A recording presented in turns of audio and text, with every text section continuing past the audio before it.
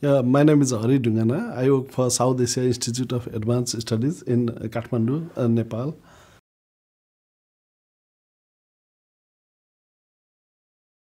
The aim of the CoCooR project is to understand how we can handle conflicts related to forest and also to understand whether the emergence of REDD will have impact on forest management and forest governance in general. The thing is that REDD Plus brings about incentives and incentives to some groups. So there are already been conflicts around forests. So what REDD does is to create to trigger other conflict drivers.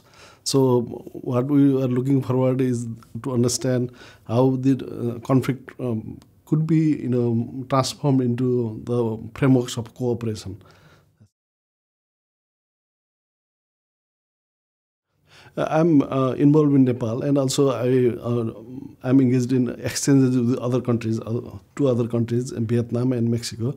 Mainly, Nepal was under support from World Bank's Forest Carbon Partnership Facility, and also under UN REDD's support program. So Nepal was at the beginning of the project. Nepal was in a fairly advanced stage of REDD plus preparedness. One of the main results was that the emergence of REDD Plus triggers the manifestation of conflicts on forest.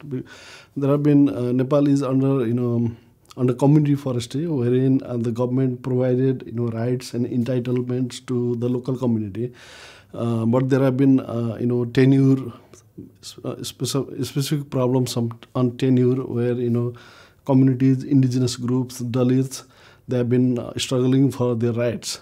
So REDD brought to surface some of the problems. So that is one. The other is that there have been ongoing resentments around participation of disadvantaged groups. So the third findings that we have is that the existing policy effort on REDD that tends to postpone the problems. They want to defer the problems. They want to hide problems and then sort of take more ad hocist solutions.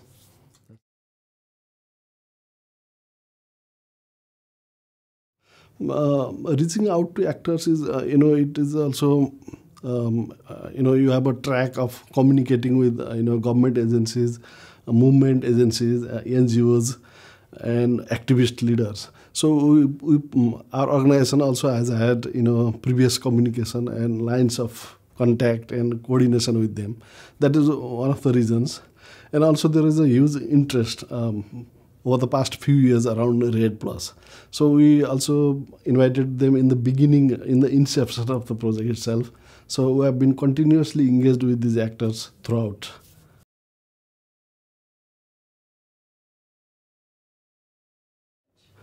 One is that there is still persistent, lack of understanding and consensus about who will benefit out of REDD.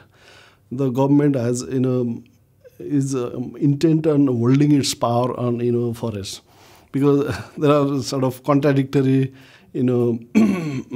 arrangements about providing whose rights on forest, forest produce and carbon. So that's one thing. The other is how participation could be made more effective. Okay, there is participation, people are coming forward, but how you effectively ensure that everybody's voice is translated into actions. So these remain interesting challenges ahead.